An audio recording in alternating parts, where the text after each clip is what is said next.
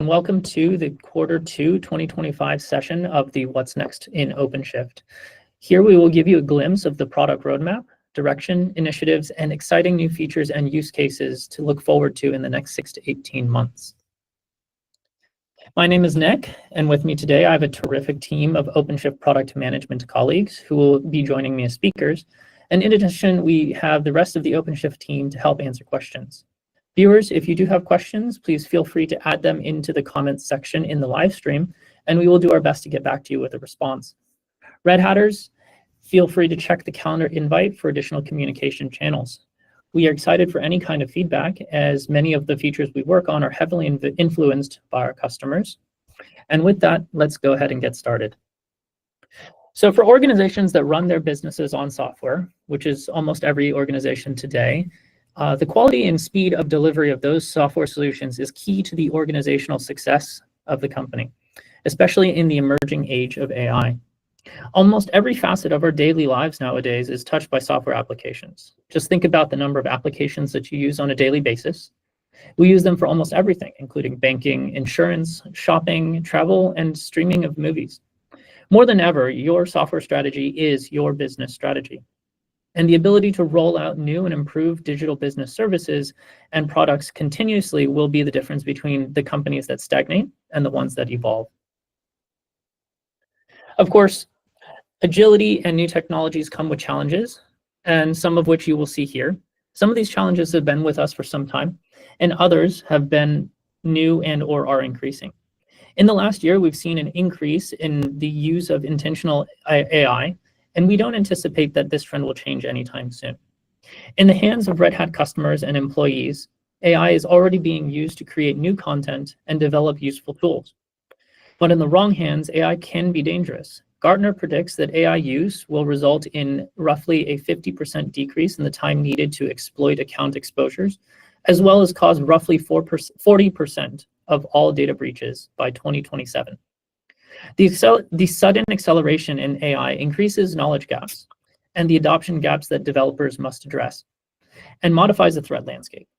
Recommendations for securing infrastructure and application supply chains apply equally across all types of solutions, including AI application platforms and AI-enabled applications. However, organizations still struggle today to update existing tool chains and processes. That is why you need an application platform that is trusted, comprehensive, and consistent. Whether you're running in the cloud, on-premises, or at the edge, you need to know that your platform is trusted, that the software supply chain used is reliable and secure, not just for the platform, but for your applications as well. Additionally, it needs to be comprehensive, meaning that it will encompass all aspects of your software development. And finally, it should be consistent. You know that it will work and how it will work, regardless of where it is based. In 2024, Red Hat was named the leader in the Gartner Magic Quadrant for container management, as well as the Magic Quadrant for cloud application platforms. As a leader in the Gartner MQ on container management, Red Hat OpenShift was recognized as the product with the most comprehensive stack, ranging from support for bare metal deployments to self-service cloud services. In the Gartner Magic Quadrant for cloud application platforms, Gartner noted Red Hat's strength in offering strategy, market responsiveness, and business model, with strong hyperscaler partnerships and ecosystem integrations. Gartner recognized Red Hat OpenShift Cloud Services as the product with the most flexibility in where to run the platform and relative ease of portability across cloud providers, on-premises, and platforms. So as mentioned previously, our roadmap is heavily influenced by our customers. And as we approach 2026, we're focused on four core areas, including the acceleration of use of AI, securing the OpenShift platform and application workloads, and modernizing applications and infrastructure, and managing at scale across data center, public cloud, and at the edge. We are looking forward to enhancing your experience on OpenShift by enabling AI workloads on the core OpenShift platform and accelerating MLOps to build more intelligent apps with OpenShift AI. Additionally, we plan to infuse Red Hat OpenShift with Lightspeed, a generative AI service to help users work with Red Hat products more efficiently. Security is paramount to us to everything we do. We continue to incorporate security throughout the platform and application lifecycle, as well as add increased functionality to enable supply chain security.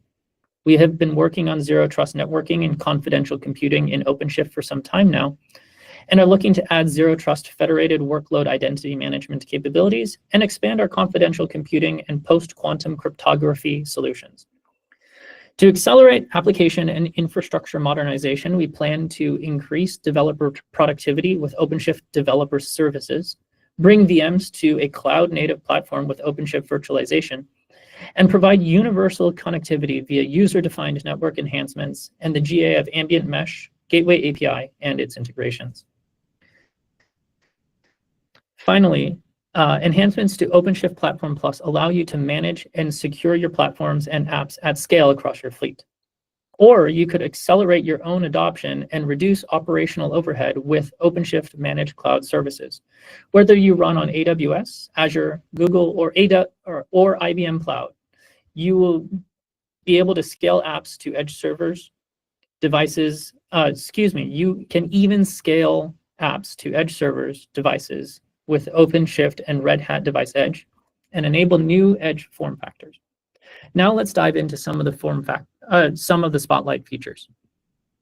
But before we jump in, a small logistical note. You will see us use this terminology of near, mid, and long term for our roadmap items. This roughly pertains to a 6, 9, and 12-month timeline, respectively, just for your note. So, onto the Spotlight features. In this section, we will highlight some of the key features that we are excited to bring to you soon. And for starters, we will open with OpenShift Lightspeed. For those of you new to the topic, OpenShift Lightspeed is available as an operator that integrates its chat UI into OCP console. Now, the user can use this chat UI to ask OpenShift-related questions or inspect their pod resources using natural language. We support flexible LLM architectures where the customer can bring their own LLM provider from a list of watsonx, Azure AI, OpenAI, Red Hat OpenShift AI, or RHEL AI.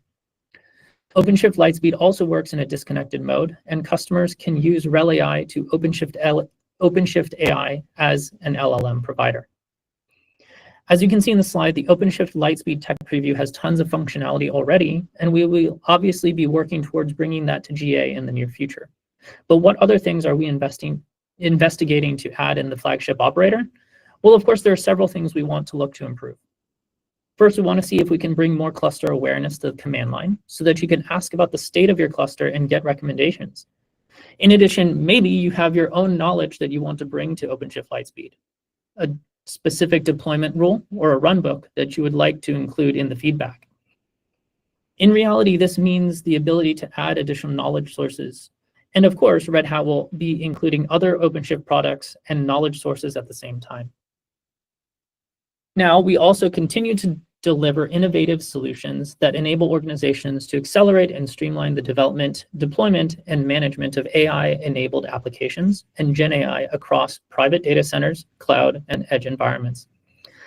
To that end, we are enhancing OpenShift and working to modernize its core APIs to better align with the needs of AI inference, LLM, and distributed AI workloads. 3 core areas that we are focusing on are platform optimization, where we will have a registry to support AI models. We are using Quay to store, serve, and distribute AI models. Additionally, we will optimize resource utilization and management via the Dynamic Accelerator Slicer, or DAS, which is in dev preview. This lets you dynamically allocate and manage AI accelerator resources, such as GPUs, to optimize the performance of data science models. The dynamic resource allocation, or DRA, specifically when attribute-based, involves assigning resources such as CPUs, memory, or specialized hardware to tasks or workloads based on their specific needs and the system's current state, rather than using a fixed allocation. Resources are dynamically adjusted and often using structured parameters and device classes to optimize performance and resource utilization. Finally, with respect to workload orchestration and scheduling, we have Queue, which is a Kubernetes native job queuing system for batch workloads. JobSet, which is an API for managing groups of related batch jobs as a unit within a given workload, which facilitates the deployment and orchestration of distributed tasks, especially for HPC and AI and ML training applications. Finally, the leader workset is a resource for coordinating leadership across multiple workloads. Now, let me walk you through several of the key updates in OpenShift's support for AI infrastructure. First, the NVIDIA B200 GPU is now supported through NVIDIA GPU Operator version 25.3.0. Both HGX B200s and DGX B200s are certified in the Red Hat ecosystem catalog, giving customers access to cutting-edge performance and full enterprise support. We've documented the full configuration process for multi-node, multi-GPU deployments using GPU Direct RDMA.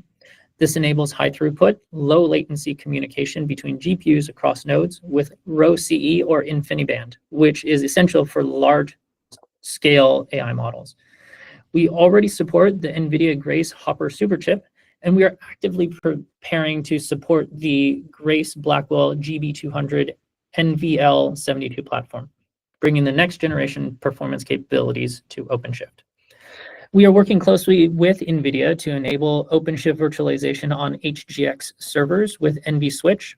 This includes integrating the Fabric Manager, which will streamline deployment and management of these powerful AI platforms.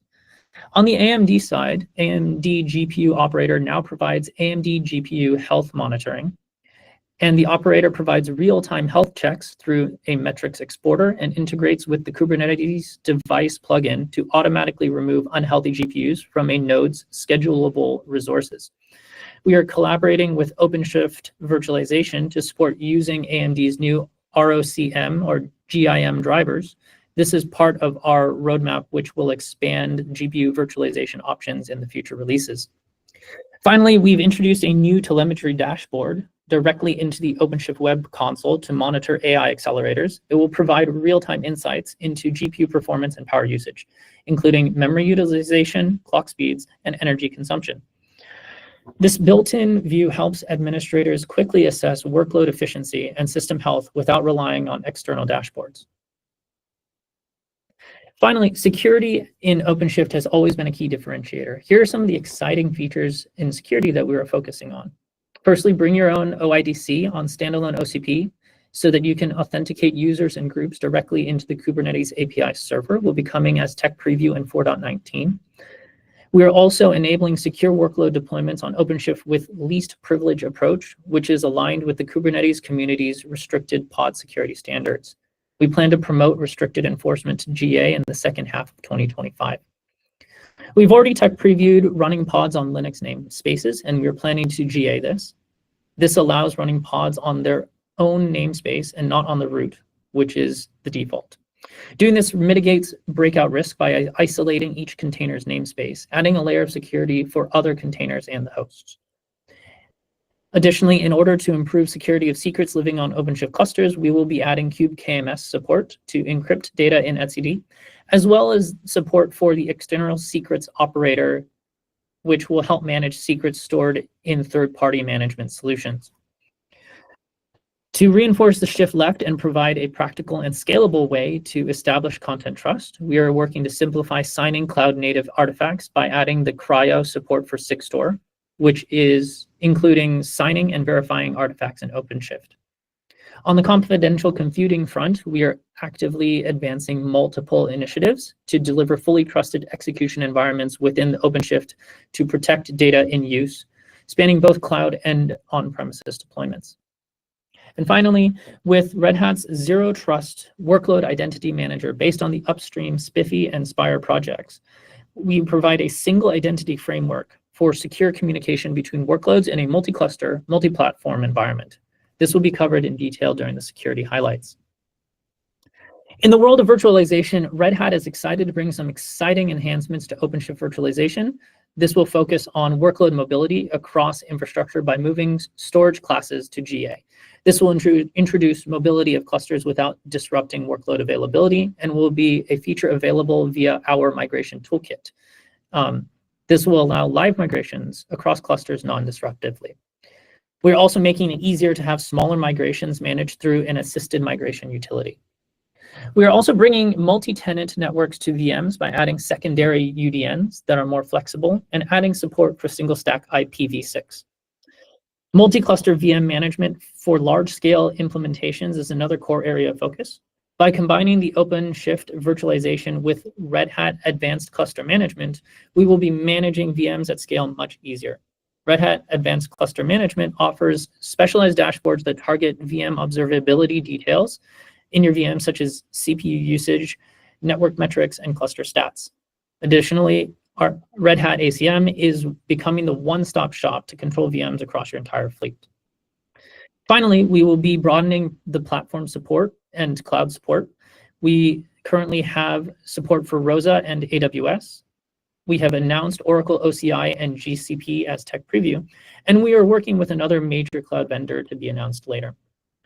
Finally, we introduced Linux One S390 platforms in 4.19 as a tech preview, and we'll be moving it to GA soon, along with ARM support. Lastly, an exciting feature coming to tech preview in 4.19 is the improved OpenShift virtualization onboarding experience. This enhancement will deliver a streamlined, opinionated installation workflow that leverages existing tools like the agent-based installer, the assisted installer, and OpenShift appliance. Some of the highlight features are disconnected installation, meaning that there's no registry required. Installation is completely self-contained and means that you can get the full cluster deployed without needing an external image registry. For customers running in air-gapped or secure environments, this removes one of the biggest pain points of the setup process, including setting up a local registry. We will also have a UI-driven workflow. The assisted installer UI is now hosted locally right on the proto cluster during installation. So instead of writing YAML or running CLI commands, the admin gets a guided UI-based workflow to configure things like networking, storage, and host roles. And finally, an opinionated workflow with pre-configured operators. We will pre-configure the core operators needed for OpenShift virtualization so the users aren't left guessing what needs to be installed on day one. This reduces complexity, especially in disconnected setups, and can help them get to a functional virtualization environment much, much faster. So up next, we are going to present the core platform via Ramon. Thank you very much. Thank you, Nick. Next slide. And let's start with OpenShift onboarding and lifecycle. We continue to expand our support for new cloud providers and platforms, onboarding new regions, adding support for different architectures, and enabling third-party provider integrations. For example, as Nick just mentioned in the Spotlight section, a notable highlight we have in store is a tailored onboarding experience with OpenShift virtualization. With hosted control planes, we continue to make enhancements in lifecycle management, in networking and security, as well as cross-cloud integrations and cluster capabilities. On the update front, our focus remains on ensuring a stable and consistent update experience. Notable features here are an update pre-check command, an update progress monitoring CLI, and we continue to invest in the update experience for disconnected and air-gapped clusters. But let's take a look at what's coming in more detail. Next slide. OpenShift is all about hybrid cloud and cloud native across the various cloud providers. Top of our list is to make sure you have a consistent experience no matter where you run your OpenShift. So let's take a look at what have we planned for cloud providers now, starting by networking. As we see demand in rise for dual stack IPv4, IPv6 networks, we'll continue to work to provide support across AWS, Google Cloud Platform, and Azure. You will be able to configure your own DNS service at install time on AWS and Azure, reducing post-install configuration. And talking about reducing day two admin tasks, we are also bringing the ability to define additional disks at install time on AWS, Azure, and Google Cloud. We've already mentioned some of the fantastic things happening with OpenShift virtualization. Here we also plan to bring support, as Nick previously covered actually, for Google Cloud and Oracle Cloud. And we're adding support for deploying OpenShift on dedicated hosts in Azure and AWS. This will help meeting compliance requirements, especially when licensing or regulatory rules require dedicated physical host control. We'll add new AWS regions this time, including Mexico, Taiwan, Saudi Arabia, and Auckland. Support for private and restricted endpoints on Google Cloud is coming too, allowing to interact with Google Cloud APIs without being connected to the internet. We're enabling OpenShift on AI and ML focused Azure VM families, supporting workloads that need GPU acceleration and/or high memory. And finally, we are looking at bringing OpenShift support for Oracle Cloud Roving Edge and Oracle Alloy Cloud offerings, continuing with our investments in Oracle Cloud infrastructure. Let's go to the next slide. Let's talk about enhancements across providers for OpenShift on-premise now. And starting by bare metal. For bare metal, we are adding day 2 firmware settings, reconfiguration and updates, multi-architecture support, and bare metal as a service. Keep an eye on bare metal as a service. This may make your experience with OpenShift much better, right? Beyond OpenShift itself, you will see. vSphere will support zones, that is Kubernetes zones with host groups this time for better workload placement. Multi-disk and multi-NIC support is coming as well at install time, and the ability to add bare metal nodes to vSphere clusters. And think about this one, you will be able to expand your OpenShift clusters on vSphere without having to expand your vSphere cluster itself with new ESXi nodes, right? You will dedicate entirely your new hardware to bare metal. This is an exciting feature we are adding to OpenShift. On Nutanix, we'll add static IP assignments, agent-based installer support for more custom deployments for Nutanix, multi-prism central failure domains for higher availability, like we did with vSphere actually, and the ability to add bare metal nodes to Nutanix cluster, similar to the feature, or the same actually, feature that you will see with vSphere. OpenStack, we are advancing with Red Hat OpenStack services on OpenShift with multi-OpenStack deployments, with workloads optimizations, federated authentication, confidential computing, and more. And for IBM, we are leveraging unique features like Secret Store. We are adding IPv6 single stack support in this case, and AI enhancements like DRA for GPUs. Let's go to the next slide.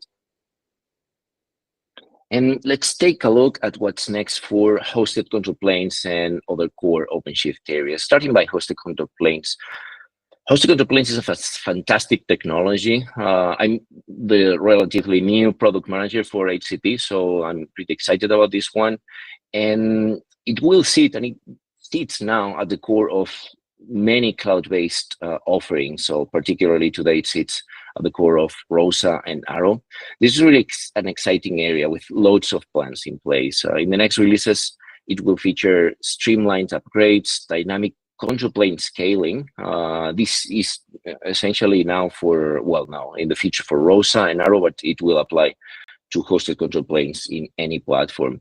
Improve debugging, ROSA and Arrow HCP enhancements in general.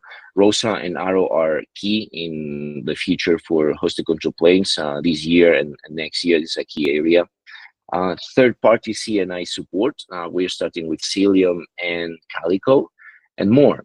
OpenShift Core. OpenShift will feature dual stream AUKUS 9 and 10 updates in the same cluster, container swap support, username spaces with PSA enforcement, bring your own OAuth and OIDC, Prometheus integrated the scheduler, and more. And OpenShift storage, it will include recovery from expansion, a tech preview for the volume attribute class, vSphere volume migration support, and more.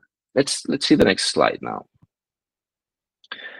And control plane. Let's now take a peek at the control plane in general, where upcoming enhancements include the ability to fine-tune The event TTL and go away chance attributes aimed at large-scale clusters. We are seeing a lot of interest in running OpenShift in larger and larger scale clusters, many nodes, and we need to enable more fine-tuning to allow high performance and efficiency to these clusters. So these two features are in our roadmap. If you have been looking into improving your large clusters, stay tuned because this will really help you. Also, hitless etcd defragmentation and certificates rotation, meaning you won't even notice in any service when etcd is defragmenting the database or when we are issuing a rotation of the platform certificates. This integrated with kubekms. We are introducing also kubekms integration for being able to use key management services from other providers. A new control plane documentation section. Currently, we have many sections in our documents already, but the control plane is a really important part of OpenShift, and we will dedicate a section with coverage for many of the content that you usually ask us about performance and tolerations and recommendations in general.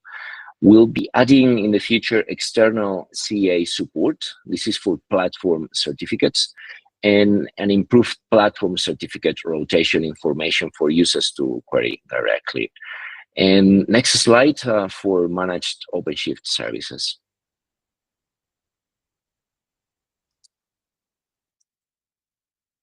All right, next slide, please. Thanks, Ramon, and thank you so much for hosted control planes. We're loving it over here. So in this section, I'll cover new exciting features planned in our 3 different OpenShift cloud services. So first, let's start with Red Hat OpenShift service on AWS, or what we call ROSA. First one is allowing admins to deploy and maintain private ROSA HCP clusters without any public egress required, essentially air-gapped. This will enable customers to meet their compliance and security requirements and have tighter control over clustered network egress. Next up is enabling license-compliant Windows workloads on OpenShift Virtualization, including both BYOL and license-included options. This allows Windows customers to bring both old and new licenses to our service, only paying for what they need. Next, we're giving customers the ability to reserve capacity for their GPU workloads and what AWS calls capacity blocks for ML. This helps guarantee the availability of GPU instances when needed. In addition, we're giving longer-term support for our managed services by including EUS channel by default. This enables customers to stay on the same version of their managed services as on-prem, making it easier to maintain a hybrid environment. And finally, we are adding a couple of cost-saving features. First, we're enabling scale to zero, which allows customers to essentially turn off their workloads when not needed.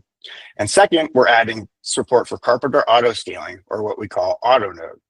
Carpenter automatically launches just the right compute resources at just the right time, reducing compute cost. Next up, let's talk about Azure Red Hat OpenShift, or what we call Arrow.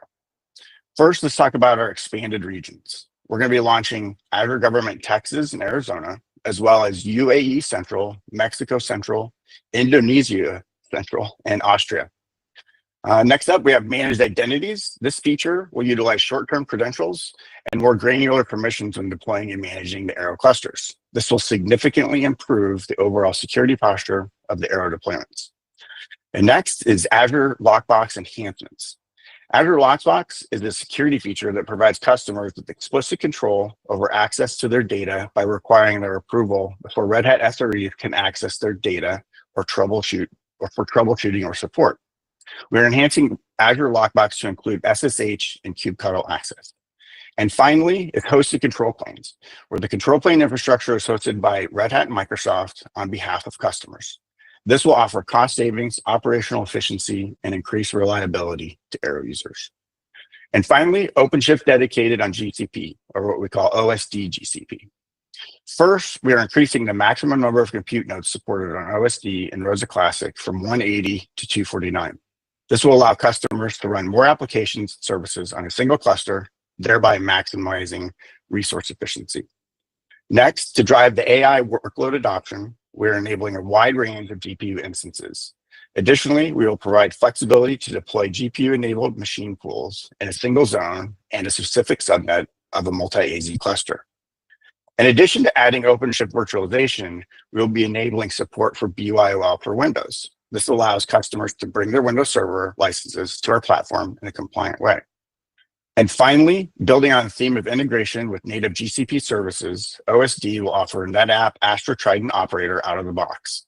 This will provide seamless integration with Google Cloud NetApp Volumes, which is the first-party service from Google and NetApp. Next, I will hand it over to Harriet Lawrence to talk about workloads and layered offerings. Thanks, Jim. Next slide, please. Yes, this one. Now we would like to focus more on the ecosystem of products that OpenShift offers to provide a complete enterprise application platform on top of the Kubernetes layer. This is the comprehensive suite of operators that assist you in managing the complete lifecycle of an application. It will help you scale your GitOps workflows with environment promotions and a new type of sharding. Building applications with OpenShift builds and pipelines will become more secure with better isolation thanks to user namespace support and multi-cluster. Quay can then not only manage these build artifacts, but also the intermediate artifacts in the form of software libraries and make machine learning models for AI integrated applications discoverable. Running cloud-native applications becomes more efficient with ambient mesh supporting your microservices, and also serves as an easy entry into the world of post-quantum safe encryption for endpoints. Composing AI agents becomes possible with serverless, which will also be available on the edge. And with Migration Toolkit for applications, we'll be leveraging GenAI to help you streamline your legacy app onboarding. To not be overwhelmed by management, we're going to consolidate our console to a single view and also provide a single catalog to discover certified software and Red Hat layered products. Next slide, please. OpenShift GitOps has a lot planned for the next year. Some key highlights coming soon include native support for OCI repos as a source for your applications and a tech preview of the Argo agent. Next up, we're looking at bringing in the manifest hydration and environment promotion projects from the upstream community. And we're also planning improvements to how OpenShift GitOps manages certificates. Further out, we'll be implementing improvements to Argo UI's performance and accessibility. Another major feature on the horizon that we're really excited about is sharding based on applications rather than clusters. Quay will integrate with OpenShift AI's model registry with model card metadata indexing and introduce a Hugging Face compatibility layer to allow for AI engineers to work and deploy in air-gapped environments. Quay will transform into a full-feature artifact manager, starting with Python, Node.js, and Java. The lifecycle of all assets will be further automated with better automated cleanup based on actual usage and mirroring large content sets in one job definition. Next slide, please. Builds for OpenShift will focus on bringing cloud-native build packs, build strategy to tech preview, and then GA, and also creating guides and assistance for customers who are migrating builds from build configs to shipwrite. In the near term, user namespaces will be explored to enable image builds with Builder without requiring any special privileges. Dependency and image layer caching is another area that we'll be looking into for reducing the build times. In the longer term, we'll be working on introducing multi-arch build strategies so that customers who have heterogeneous clusters with worker nodes of different architectures in their clusters, for example, ARM and x86 nodes, are able to run a shipwrite build that creates images for multiple architectures, all orchestrated to the appropriate worker nodes.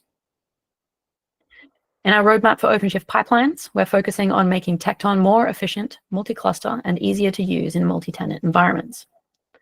We're launching a tech preview of the Tekton CD Pruner, an event-based tool to automatically clean up unused pipeline objects, helping teams optimize their cluster resources.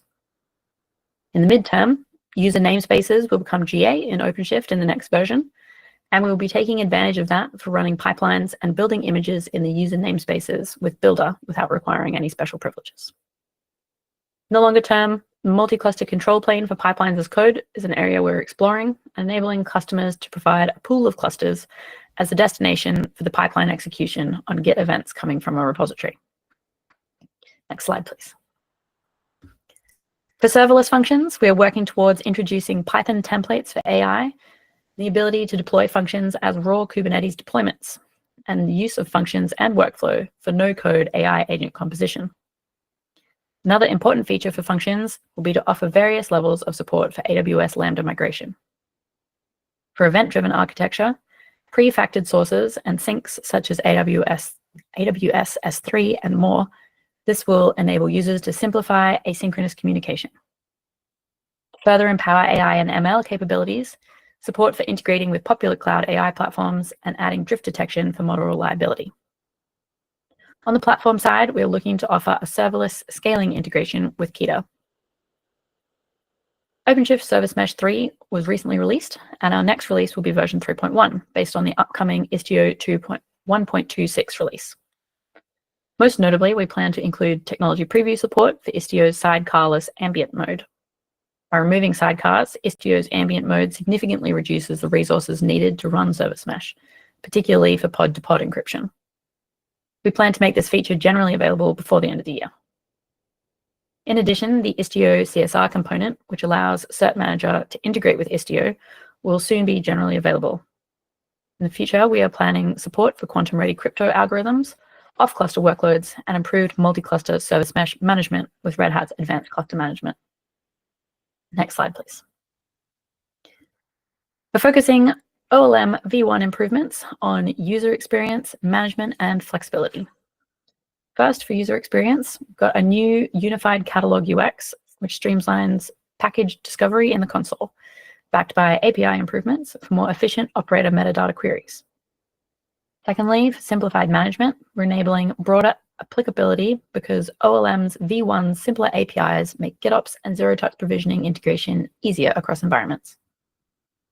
We're also streamlining service account setup. OLM v1 will discover needed permissions and assist with service account creation, simplifying adoption while maintaining least privilege.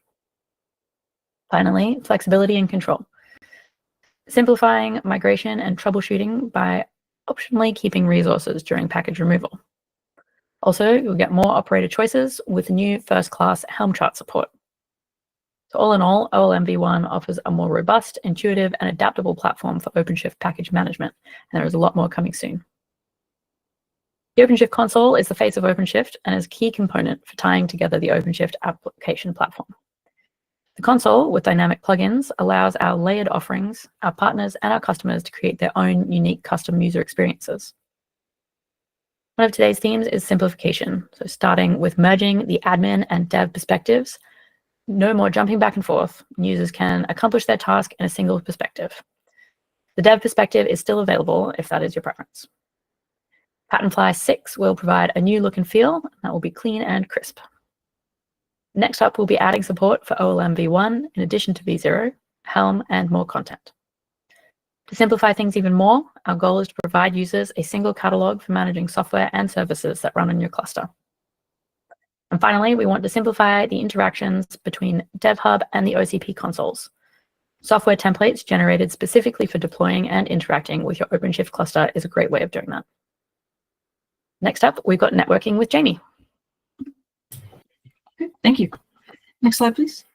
So Red Hat OpenShift Networking has a project named Universal Connectivity, which aims to provide seamless integration between our default networking, OVM Kubernetes, customers' external networks, and targeted networking solutions that cross over that boundary. User-defined networks, also known as UDN, is part of this, and it will aim to integrate our default networking, OVMK, and customers' external networks. Traditionally, the cluster pod network would be a layer 3 network across all the cluster nodes. And if you wanted a different isolated network for security, you would need to load additional CNI plugins. That's good enough for some deployments, but it doesn't have all the advantages of a Kubernetes primary network. This creates increased complexity and additional operational burden. With user-defined networks and the newly added VRF support, you can now carve out additional, isolated by default, primary networks for your pods and your virtual machines. So now you can have your own IP address range. VMs can have their own static IPs for the lifetime of the VM, and there's no need for NAT. You can attach to this just like your data center network. So what's the advantage of all this? If you have thousands of VMs that you want to migrate across OpenShift, you no longer have to re-IP them all. Huge advantage there.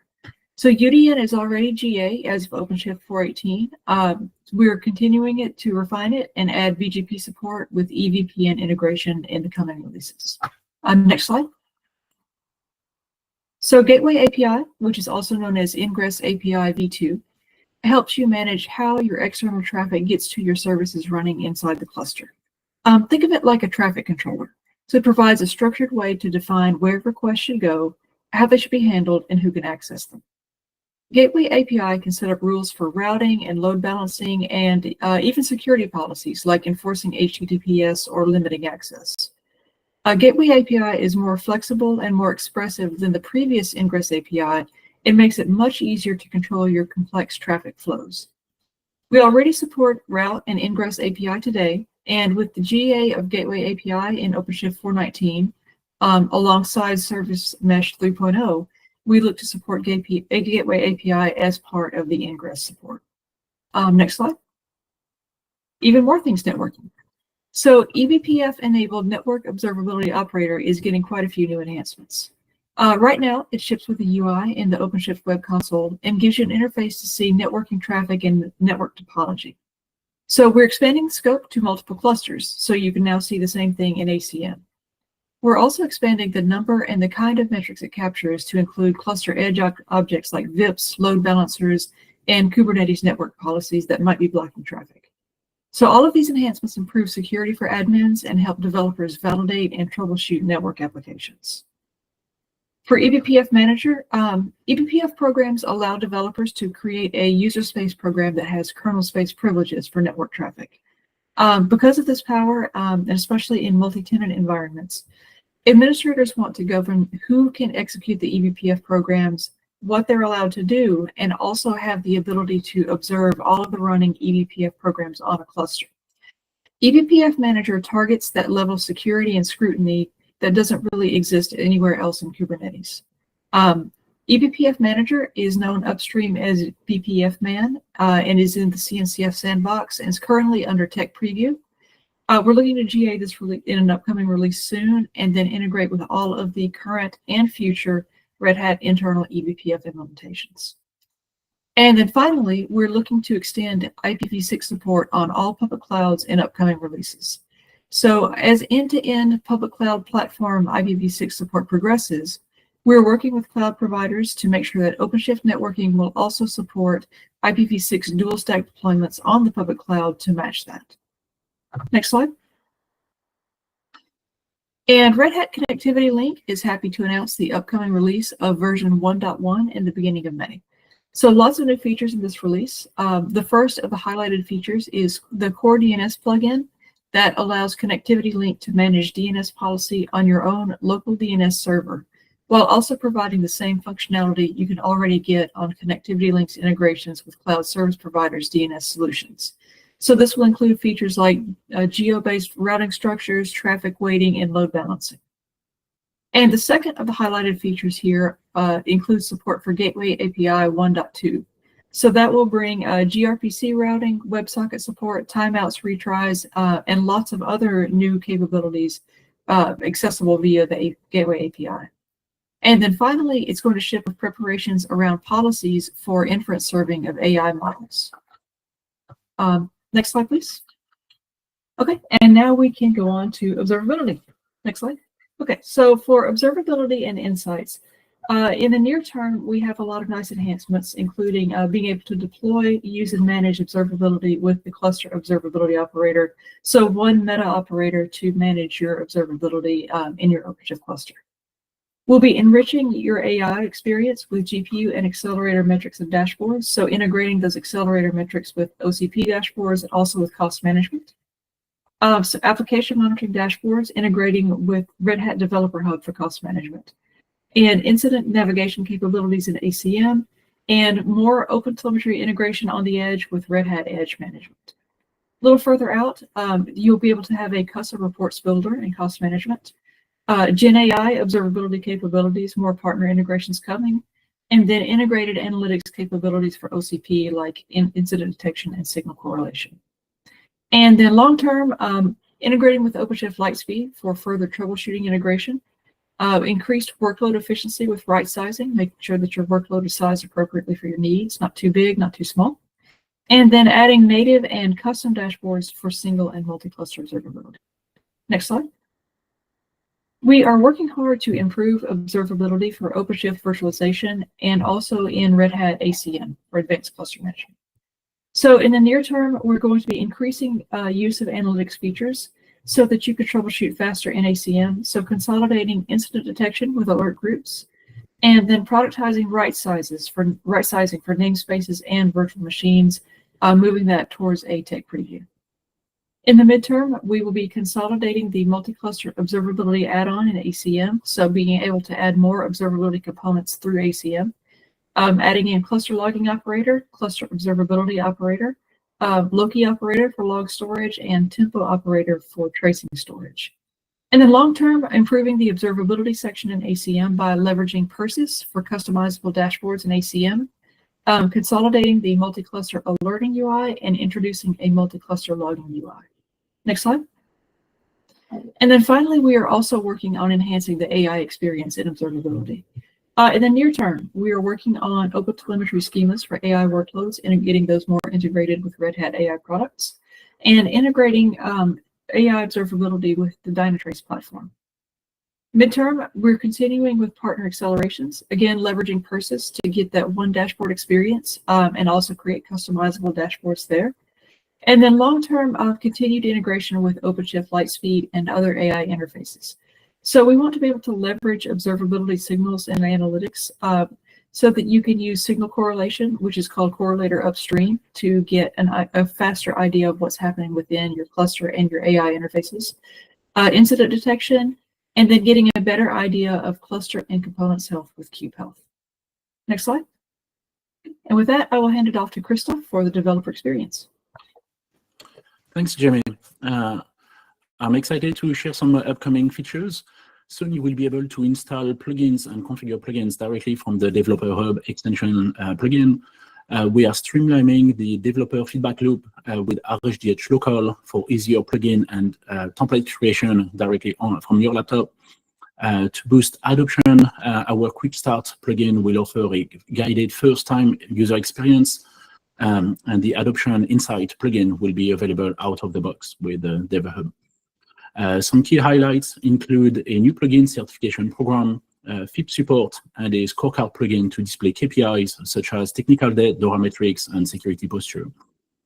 We are also enhancing template lifecycle management to ensure applications stay up to date with the latest templates. Looking ahead, expect localization for RHDH and customizable do-it-yourself homepage. Finally, we're introducing new AI features such as Developer Lightspeed, MCP Server, and OpenShift AI integration. Stay tuned for more updates. Next slide. Now on the Podman desktop, as we continue to innovate and improve the container experience, our focus remains on delivering a seamless and user-friendly interface for managing container and Kubernetes.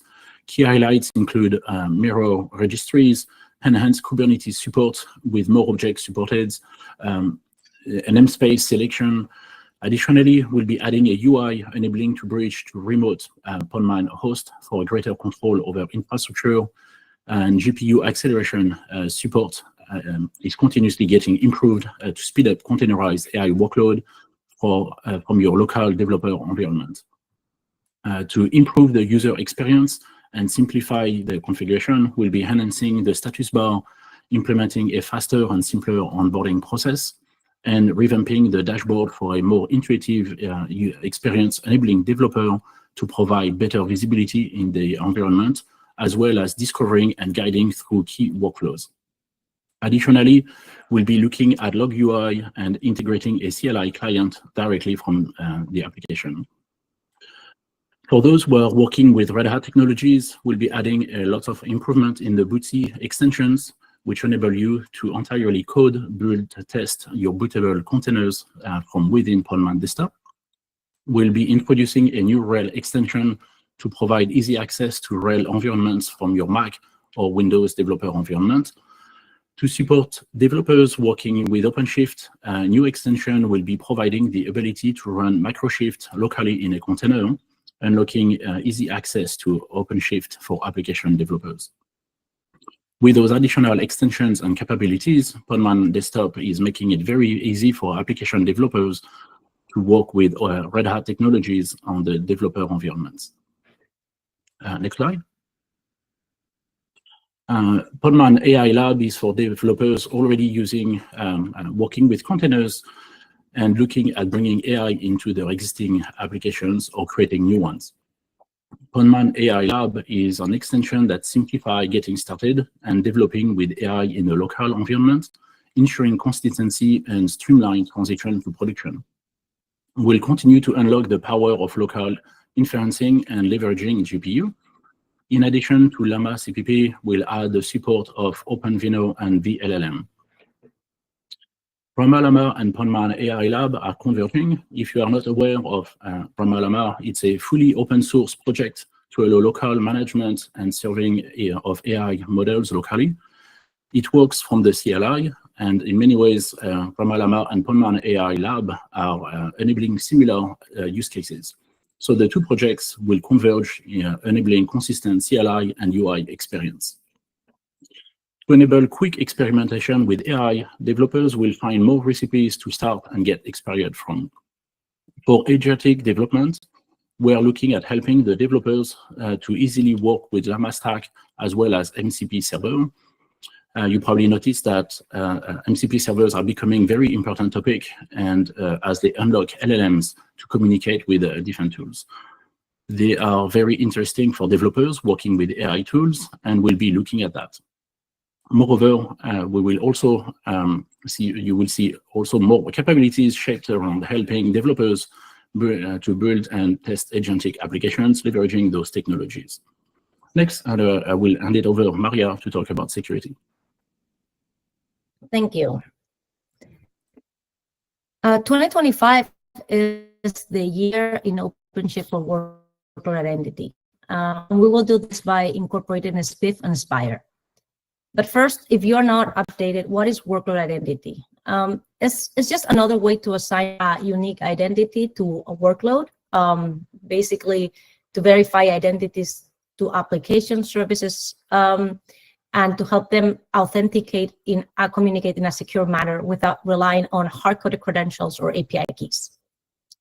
We will do this with the SPIF and Spire, and SPIF is a framework that securely assigns unique identifiable credentials to workloads.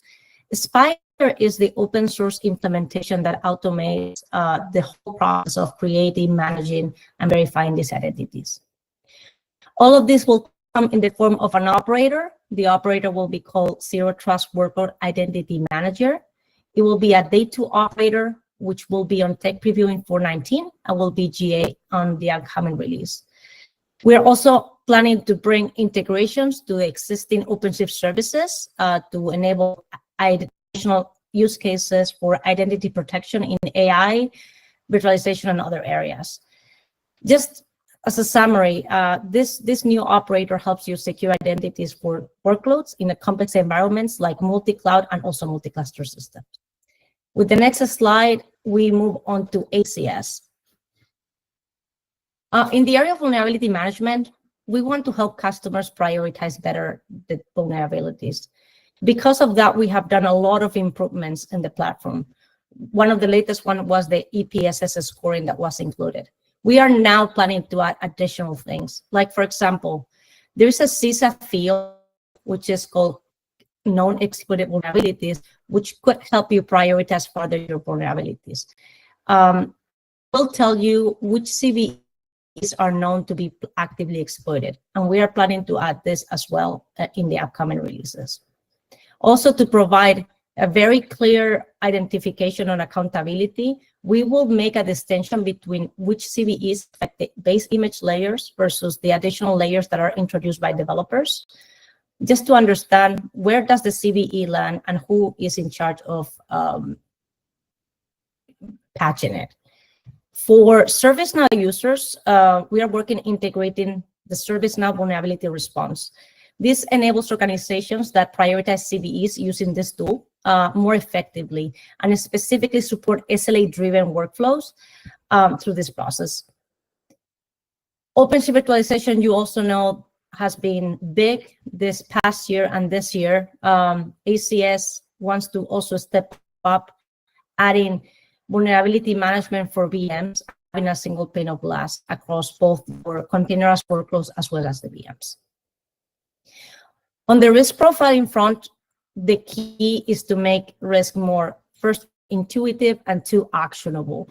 We are planning a set of improvements, like I can interface RBAC insights, policy-based access control, customizable risk dashboards, and also AI-driven recommendations that are tailored to your specific organization needs.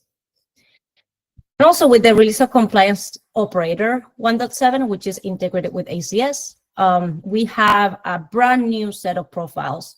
We have now the latest and greatest of this ST and CIS for OpenShift, but also we have introduced yet a new profile, which is specific to the German Federal Office for Information Security. All of these profiles will be able to run through ACS as well. Because we think that compliance is not just infrastructure compliance, which is what Compliance Operator takes care of. We want to also target and improve the application level compliance. So customers, when they reach to ACS, they can get a holistic view, not just about what is happening on OpenShift, but also what is the compliance status of the application. And with OpenShift virtualization, we will bring a new profile in the future for OpenShift Virt. And with this, you also will be able to run this profile through ACS.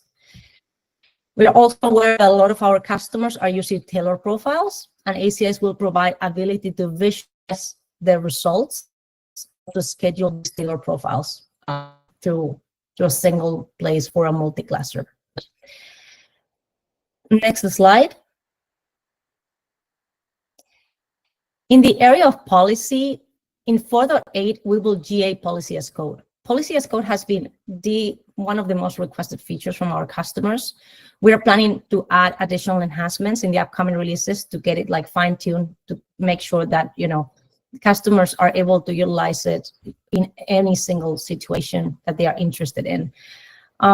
Also, in terms of reporting, vulnerability management has been a lot of customers have requested similar type of reporting to the one that we have in vulnerability management for violations. We will make that available as well.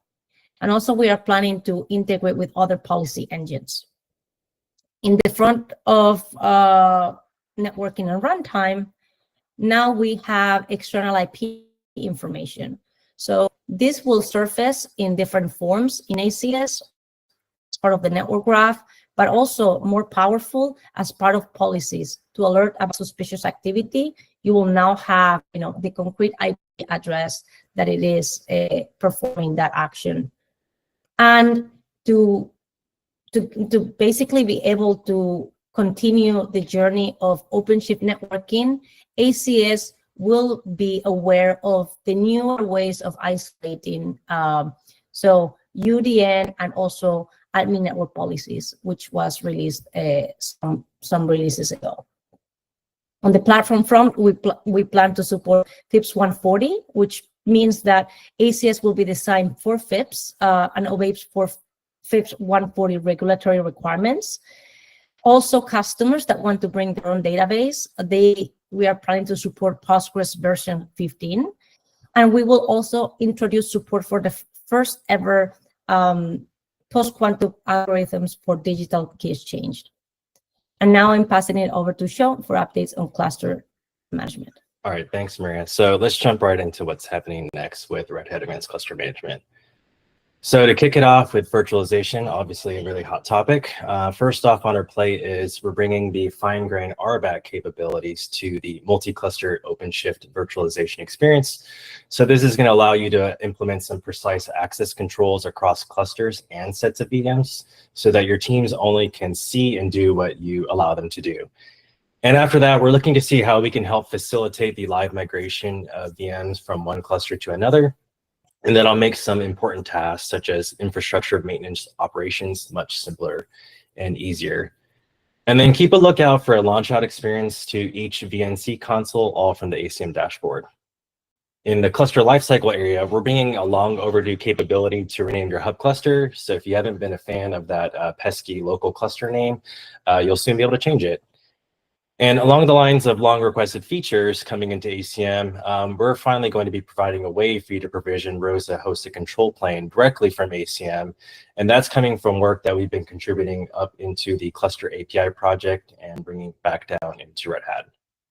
And after we do that, we're going to look to see how we can provide some similar capabilities that will integrate with a future availability of Arrow HCP when that's available. And then finally, in this area, we're looking to see how we can improve the process by which the cluster certificates can be customized and rotated, and doing so without disturbing the connectivity between the hub and managed clusters. In the governance arena, we're bringing to general availability the pre-deployment capabilities to test your open cluster management policies in something like your CI pipelines. And then we'll be continuing our story around multiple policy engine governance that we have been providing with other policy engines like Open Cluster Management, Gatekeeper, Hiberno, validating emission policy. And we're going to be looking to see how we can bring in Red Hat Advanced Cluster Security policies into the fold to provide a complete and unified management and governance experience across all of your policy engines. Next slide, please. In the application lifecycle space, we've been collaborating with OpenShift GitOps to bring a technology preview of the progressive sync feature that's been in Argo CD. This allows for a progressive delivery or a progressive rollout capability of your Argo CD applications across multiple clusters. And after that, we're looking to see how we can improve the management experience of OpenShift GitOps itself by introducing an ACM add-on that will handle all aspects of the lifecycle management of Argo CD across your fleet. And furthermore, the upstream work that's been going around the Argo CD agent-based model that provides a hub spoke and distributed architecture for Argo CD will be integrated into ACM at a later date. And then finally, I have some exciting news to share that very soon, we will have an on-demand offering of Red Hat Advanced Cluster Management coming to the AWS Marketplace. That's going to enable a streamlined consumption model with all the billing handled centrally within your AWS account. And once that lands, we're going to be working really hard to bring some similar offerings to the Microsoft Azure and Google Cloud marketplaces. That's all I have for Red Hat Advanced Cluster Management. I'm going to hand it off to Hari from here to talk about telco and the edge. Thanks. Yeah, thank you. So next slide, please. Let's jump into Red Hat Device Edge and Microshifts. Those are the edge platform, we focus on the far edge and small footprint deployment, where we continue to enhance AI model serving capabilities with Microshifts. In parallel, we work as well on generic Kubernetes device plugin that will simplify access from pods to edge devices, peripherals such as cameras, serial ports, sensors, and so on. Next slide, please. We continue our investment in the two nodes OpenShift topology to support use cases in retail and industrial edge deployment. The first variant, which is on this slide, is what you call, the two nodes with arbiter, also known as the 2+1. The third node can be a small and cheap system. That third node is running only etcd component to ensure quorum and consistency. We plan to fully support OCP virtualization on this topology, and we are on track for tech preview in OCP 4.19 and GA later this year. Next slide, please. The second variant is two-node OpenShift with fencing. It uses fencing to ensure consistency in case of network split brain situations. The solution supports only local storage. The feature is planned for development preview with OCP 4.19 and tech preview later that year. Next slide, please. From a telco standpoint, our main focus is really to continue our investment in achieving operationalization at scale and leveraging existing OCP functionalities to fully support telco use cases. Drive and align, with the ORAN standard and enable new hardware to provide new functionalities to our customer to better service their use cases. Next slide, please. As we look ahead at our cloud activities, we're focused on strengthening our positions within the ORAN community. Right now, we are actively contributing to ORAN Working Group 6 and 11. Those are the key forums, for shaping the future of the cloud architecture and its security framework. This engagement allows us not only to stay aligned with the evolving standard, but also to influence them directly, ensuring that our solution remain both compliant and forward-looking and shape the future direction of the entire ORAN framework. At the core of our current work is the expansion of the hub cluster functionality. We're enhancing it to support full lifecycle management of both the CAS platform and the underlying hardware. We are also focused on making our workload component agnostic to both SNO and RAN workload.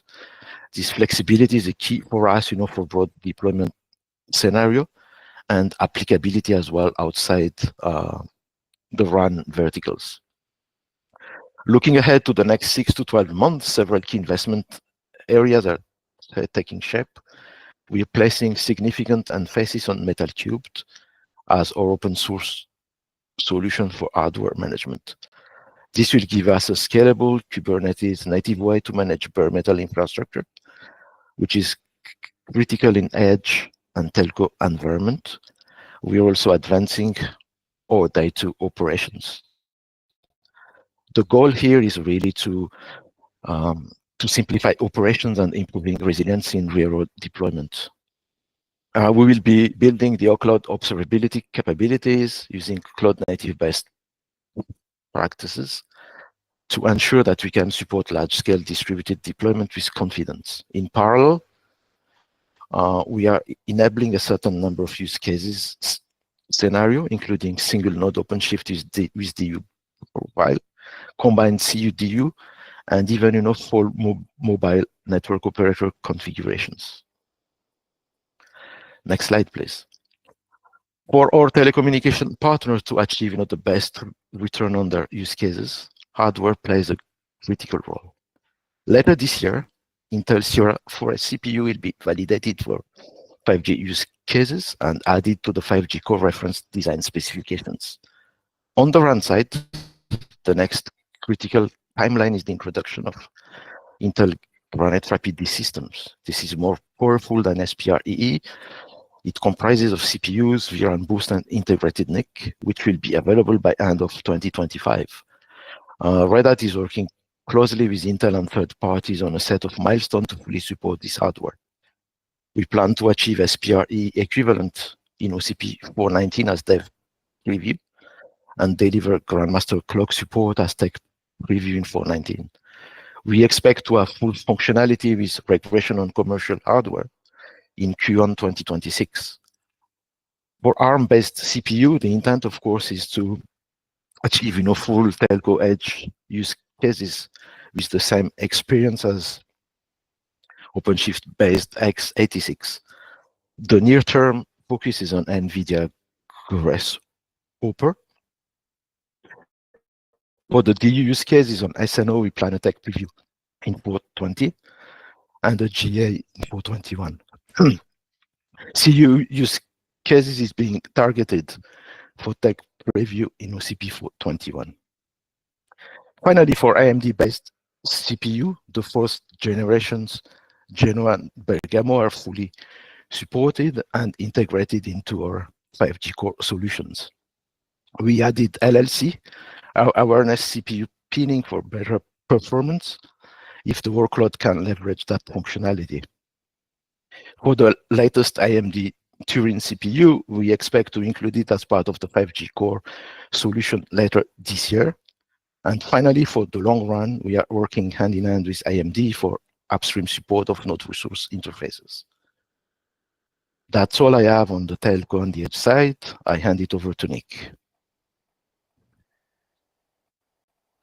Hey folks, thank you for joining. We have just one last announcement on some upcoming events that will be important for you guys.